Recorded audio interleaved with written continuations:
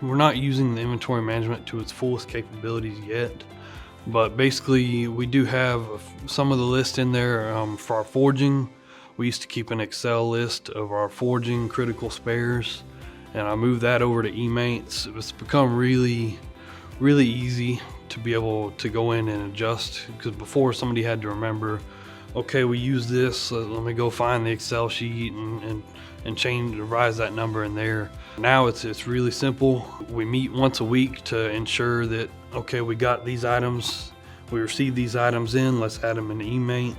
And then whenever we actually go through and do some work on a piece of equipment, all you do is you add it like a labor charge. It's just boom, and you're done. So your inventory is adjusted and you're good to go. So it's, even though we're not using it to its full capabilities, it's been very useful so far.